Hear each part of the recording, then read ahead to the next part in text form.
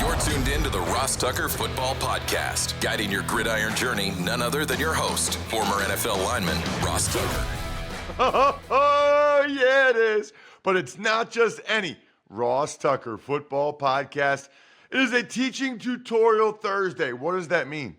That means class is in session with Professor Greg Cosell from NFL Films University. The legend continues our series that people absolutely loved last year, where we're starting to do a divisional preview each week of some of the things that Greg finds interesting about these teams and their schemes heading into the season, since they're all out there at OTAs practicing right now. Today, it's AFC North. Last week, it was the AFC West. As a reminder, we got a long weekend coming up. What does that mean? That means you have plenty of time to listen to the other Ross Tucker Football Podcast this week if you didn't already. I would highly encourage you to listen to yesterday's Ross Tucker Football Podcast, Fantasy Feast with Joe Dolan yesterday, talking about the potential impact of the running backs and tight ends that were drafted as rookies is always fun in fantasy football. Even Money Betting Podcast with Warren Sharp this week was just incredible. Absolutely incredible. Please, if you do nothing else the next 3 days, please listen or watch youtube.com/Ross Tucker NFL, the Even Money Podcast. If you care even a little bit about the NFL schedule, it was really, really entertaining and intriguing to hear Warren's data. We will have shows on Monday, though. We'll have a fresh Ross Tucker Football Podcast Monday. We'll have a fresh college draft Monday. So when you're grilling or you're out by the pool or drinking daddy sodas, whatever it is that you do, we will have a show for you to listen. Everybody, look, I already know. I know your friends. I know your family. They want you to be playing the Ross Tucker Football Podcast in the background while you're grilling or at the pool. That is what they told me when I was talking with them. Check me out on social media at Ross Tucker NFL. Check us out at Ross Tucker Pod. As a reminder, anybody that rates and reviews the show on Apple or Spotify this week, send me an email, ross@rosstucker.com. I'll send you an autograph in the mail. How about that? Not a bad little gift for the weekend. It's Big Show time. The Big Show. Okay, so Greg, before we get into the AFC North, I always like to ask you about some of the news of the weeks to stay topical, stay current, whatever. Let's start with Devontae Parker retiring. Such an interesting career. First round pick, 9 years.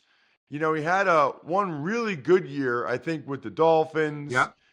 But, you know, I guess it felt like most years, Greg, he probably was a little bit disappointing based on what people were hoping, either as a first-round pick or the contract he got or whatever. I guess I'm curious about him. I've seen stats about, you know, his lack of separation. You know, talk about him as a player, Greg, and whether or not that style of player is as popular as it was, whatever it was, 9 or 10 years ago when he got drafted. Yeah, I mean, I think if memory serves me correctly, he was a top 15 pick. And I think he was seen, Ross, when he was drafted, as kind of your strong boundary X type receiver. Big, he could run, he had vertical ability, he could run away from coverage because he had speed for a 6'2", 6'3" receiver. And as you said, he had that one really good year with Miami. I think you probably remember he had a dominant game against the Eagles. That was the season, I believe, he had just a really big game against Philadelphia. But he got hurt a lot, and it never quite developed. You know, he was not really a refined route runner. He never became that. So essentially, he was just a big, long strider who had good speed, but was not really nuanced at all in the subtleties and refinement of route running. And eventually that caught up to him. But, you know, maybe the main thing is availability. He was hurt a lot. And again, I don't know Devontae Parker, so maybe he wasn't a worker. Maybe he didn't. I don't know that. But it never happened for him. But your larger question about that kind of receiver, I think every team would like that big boundary X receiver. That's what Drake London was when he was drafted a couple of years ago by the Falcons. That's what Rome Odunze is, the 9th pick in this year's draft. They're big, physical, contested 50-50 catch guys. They would probably say it's 80-20 when they go up and get the ball. Every team would like that boundary X receiver that can win one-on-one against quality man coverage, because the league has really kind of evolved that way with the increase in 3-by-1 sets, where there's a single receiver to the short side of the field, and he gets a lot of pure man coverage, and you want that receiver to be able to win. That's interesting. You know what else I think, Greg? I think most people would probably look at Devontae Parker and say, nah, as the 14th overall pick, a little disappointing. You have a 9-year career in the NFL. You know, you sign like 3 or 4 contracts. You got a big I mean, you know, there's let's put it this way. There's guys that do a lot worse than that, you know, to be able to play that long and have a pretty solid career. While we're on the Miami Dolphins, it's funny, all my topics before we get to the AFC North are Miami Dolphins related.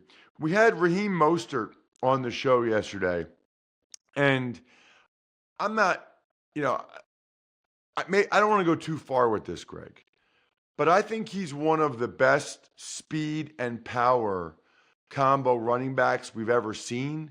I don't think he's thought of that way necessarily because he's not the biggest guy.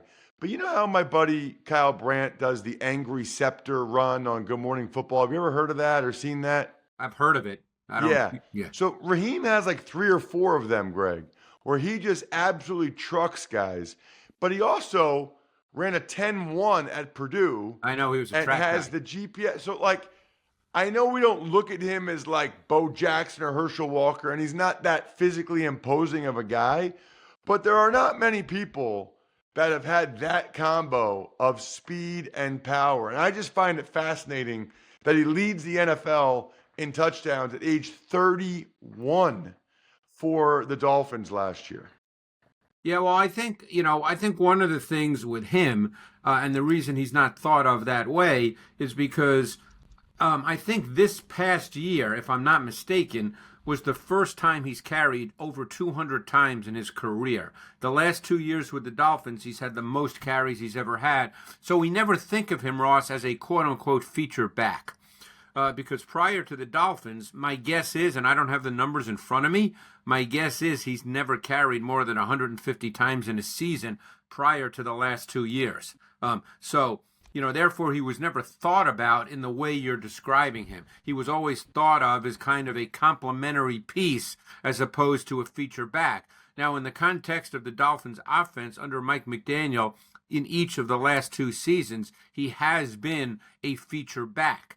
You know, if you look at the number of carries, and like I said, I don't have the stats in front of me, but I do know he had over 200 carries this year, which was the first time in his career. My guess is in 2022, he was probably in the 175 range. That would be my guess. So for the first time now, he's in a sense being the primary back in an offense. So we're starting to see his traits in a little bit of a different light because he's being used more. I think that's a really, really fair and interesting point. And he would be the first one to tell you he thinks that's why he's still able to play at a high level in his 30s, because he hasn't gotten that many carries. No. He hasn't gotten that many touches. Yeah, he was viewed as a track guy. I mean, we remember him. He had some really good games when the Niners had their playoff run, probably 5 years ago, give or take. NFC Championship against the Packers. I think he set the record for the Niners. Yeah. So, I mean, he's always had moments, and he was always thought of as a speed guy, but you're correct. I mean, he runs inside a lot better than people think. You wouldn't call him a true power back, but he tries to grind for the hard yards. He's not just a guy that bounces outside. The last thing I wanted to talk to you about, and I talked about this on social media a little bit yesterday because it's kind of related to the Eagles, and I do this Ross report. The Miami Dolphins are praising their new defensive coordinator, Anthony Weaver, and in doing so, taking shots at their old defensive coordinator, Vic Fangio. And I never ask you to get into the personal stuff or whatever. I'll talk about that later. But man, between the Dolphins defensive backs and some of their fans, they really do not think Vic Fangio is good at his job. Obviously, the Eagles disagree, right? So, what did you see from the Dolphins' defense last year? Is Fangio inflexible? Has the game passed him by a little bit? Because obviously, the Dolphins players, at least some of them, don't really feel like he put them in the best position to succeed last year. Well, it's funny you say that because I would argue that going back to the last couple of years in Denver when he was head coach, and since then he was out for a year, obviously, I think he's kind of evolved a bit. He's playing more man coverage. Everyone thinks of Vic Fangio as a cover four quarters coach, and obviously that's probably foundationally what he's done through the years. But he plays a lot more man coverage now than he ever has. So he has evolved with the times. Again, we're not there, Ross. He's more of an old school coach. Maybe it's a personality issue. You'd have to be there every day to know that. We see a lot of those kinds of comments at this time of year from a lot of players on a lot of teams. I don't usually put a lot of stock in that. Obviously, Vic Fangio knows defensive football extremely well. That's not the issue at all. Then the question becomes sort of getting that information across to the players and having them be able to execute. I guess we'll find out with Philly, because they obviously, as you said, they think he's really good. In the year he was out, he spent a lot of time in Philadelphia. He was in the building, a lot. And he was helping and working with Jonathan Gannon 2 years ago. So Philly clearly believes that he's a very good defensive coach. I think most people would say that. So we'll see. We'll also see how many Labatt Blue Lights I can drink this weekend, trying to take it to the next level with friends and family, living life to the power of we. Always enjoy responsibly. It's delicious beer brought to us by Labatt USA, Buffalo, New York. Greg, let's dive into the AFC North. Okay. And let's start with the Baltimore Ravens, where I saw that Lamar Jackson has lost some weight to be more agile. That sounds scary. Lamar Jackson more agile? How is that even possible that he could be more agile? They've got two new guys on the right side of the offensive line, it looks like, Greg. We'll see the continued evolution of the offense under Todd Monken, and they have a new D coordinator. So what aspect of the Ravens interests you the most this year, Greg? I would say what interests me the most is the deployment of Derrick Henry, because Derrick Henry in his career has always been an eye back with the quarterback under center. That's the strength. That's what his strength has been. He does not have a ton of experience as an offset back in the gun, and I think that's what their offense essentially will be. I think with Todd Monken, we saw a lot more, and what he wants to do is line up with 11 personnel, 3 wide receivers, and clearly they've got good ones. That's the way they played a lot last year. I think that's the way they'd like to continue to play. So again, I'm very curious to see the deployment of Derrick Henry within the context of this offense. They obviously signed him, so they're going to use him. He's not going to get 8 carries a game, but it'll be interesting to see because he's always been the kind of back that kind of needs, I don't want to say a head of steam, but he needs to develop some velocity. That's the kind of runner he is. And as an eye back, you can do that much more so than as an offset back in the gun. Or maybe they'll do more pistol, which you can still run a wider variety of runs out of pistol than you can out of shotgun. So that's one thing that really interests me. Greg, this is why you're the best. It really is. Because I hadn't really thought about that yet. You're exactly right. And my concern with Derrick Henry when he was coming out of Alabama is that it felt like if you got to him, there wasn't a lot of agility in the backfield. No. If you got to him in the backfield, you had a great chance for a tackle for loss. If he gets to the line of scrimmage unencumbered, good luck. Yeah, he's not a laterally shifty back. He's not a stop and start back. Right. Right. And that's okay. He's a great look. He had 5 years that are Hall of Fame worthy. We're not saying he's not a good player, right? But he ran a certain way, and it'll be interesting to see how they choose to deploy him within the context of the fact that Todd Monken clearly made a transition from the Greg Roman offense, and they played a lot more 11 personnel. And Greg, he's always been a volume guy. And I think the combination of those two things is why there wasn't as much interest in him this offseason as he was hoping. Correct. Because if you're going to get him, it's like, okay, are we going to do a lot of the under center eye stuff? And are we going to give this guy, 15 plus carries a game? Like, is that what we want our offense to be? The other factor, real quick, I know, we want to get to other teams, is they ended up starting out playing a lot of 11, and they did go back to playing Patrick Ricard quite a bit for the simple reason that Lamar Jackson was more comfortable with that. Lamar Jackson was more comfortable with the offense with Ricard, and essentially you're playing with only 4 eligible receivers when Ricard is out there, but they did sort of evolve into that more simply because Lamar Jackson was more comfortable with it. But I think they'd like to be more 11 personnel. And now, don't forget, Lamar was not really there last offseason, so now he'll be there all of this offseason, and I'm not sure people think about how important that is. You know this, Ross. It's so important to be there for the off season and learn. And so I think they'd like to make that transition. Let's talk Cincinnati Bengals, Greg. And Burrow coming off that wrist injury. They have added Mike Gesicki, no more Tyler Boyd. And the defense is pretty much the same guys for the most part. Yeah, I mean, same coordinators. Obviously on offense it's different. They have a new coordinator there because Brian Callahan is now with Tennessee as the head coach. That number 3 receiver spot. It'll be interesting to see. They drafted Jermaine Burton out of Alabama with in their 3rd round, and I really liked his tape a lot. So we'll see. They have Charlie Jones, who they drafted from Purdue a year ago, another guy that could probably fill that role. But they've actually gotten good play from Trenton Irwin over the last couple of years, kind of an unknown name, but when he's had to play for them, he's played well. We'll see. The offensive line is somewhat intact, I guess you would say. Right tackle position will be different. Gesicki's an interesting player in the context of this offense. They've been a very high percentage 11 personnel offense, close to 90% playing with 3 wide receivers. So, I don't think you sign Gesicki unless you plan on throwing him the ball because he's not an inline blocker in the run game.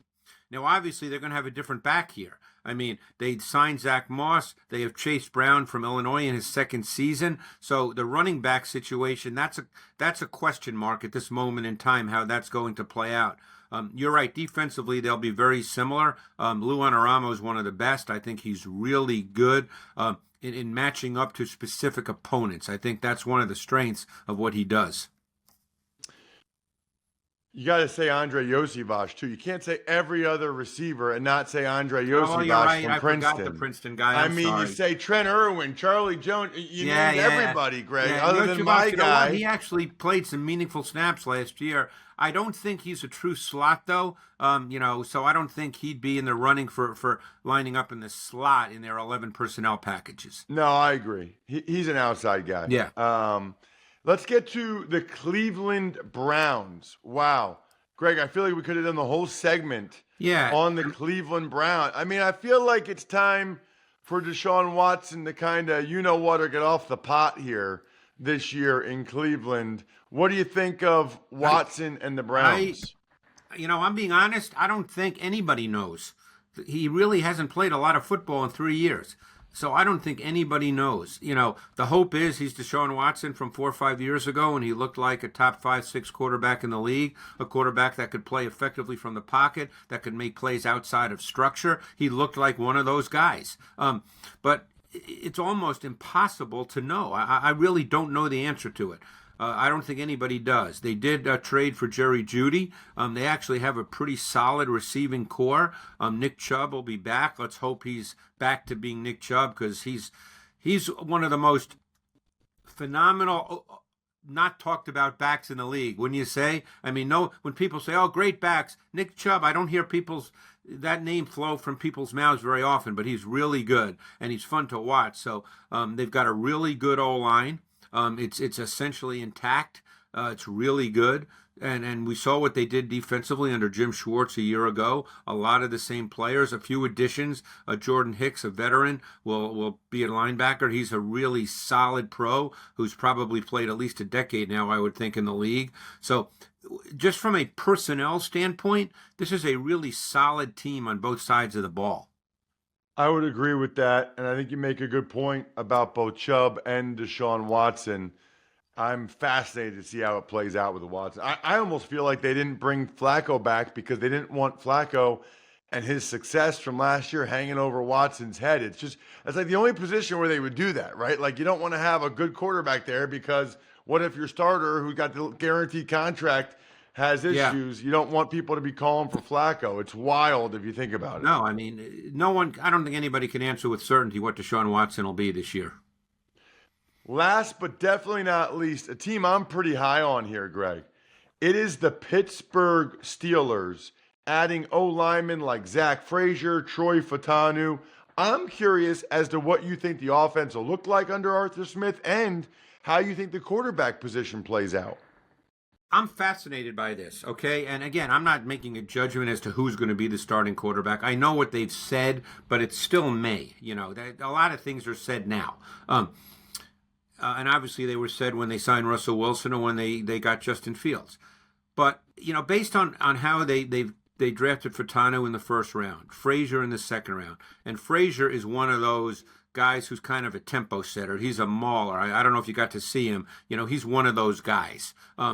He's probably maybe not quite as good, but in some ways like Linderbaum when he came out of Iowa, the kind of guy that solidifies your O-line. And Arthur Smith, what has he been in his career? Run game, quarterback, been a factor in the run game. Let's play physically. So having said that, it seems to me, and again, I could be totally off base and I'm not advocating one way or the other, but it seems to me that Justin Fields fits better in the context of how they want to play on offense than Russell Wilson does. Because Fields gives you that run game element from the quarterback position that has always been an Arthur Smith kind of staple. So, again, then that may not be the case at all. Maybe what they've said about Russell Wilson is the way it is, and that's the way it's going to be. But, you know, just looking at track records and past history, I just find that fascinating. And like I said, I could be totally off base. Yeah, I mean, I don't know. I feel like Russell Wilson could maybe do some of the things that Tannehill did. I don't think he had Tannehill running that much. You know, maybe he would pull the ball every once in a while. But Fields obviously gives you, a whole different element. Yeah, no, there's no question. Greg, you are the man. That was awesome. I absolutely love this. We'll do the AFC South next week, which should be a lot of fun. Check him out on social media at Greg Cosell. Thank you so much. Thanks, Ross. Appreciate it. Tux Takes. All right, Ross. The NFL announced that the 2026 NFL Draft will be held in Pittsburgh. That's awesome. Absolutely love it for all those folks out there in Pittsburgh. It's funny, I was a buddy of mine's the president and CEO of Pennsylvania Chamber of Commerce, and that's a big deal, right? I mean, they might get 1 million people in Pittsburgh. Basically, if you live in Western Pennsylvania, how do you not go downtown for those 3 days of the draft, at least one of them? So Pittsburgh, obviously, more or less one of the birthplaces of football. I think it's fantastic that they're getting the draft. Green Bay this year, Pittsburgh the year after. That's the way it should be. These cities that aren't going to get Super Bowls, give them the draft. And then I saw you comment on social media about Dolphin safety Javon Holland. He had some remarks on former defensive coordinator Vic Fangio and then their current DC, Anthony Weaver. Right. So because I do some work for the Eagles, including the preseason games, I do these Ross reports. It's a minute or less on social media just talking about the Eagles every week. It's actually daily during the season. And I saw where Javon Holland was asked about Anthony Weaver. He said it's a total 180. He said he's a good person. We'll start with that. Boy, I really don't care for that comment from Javon Holland.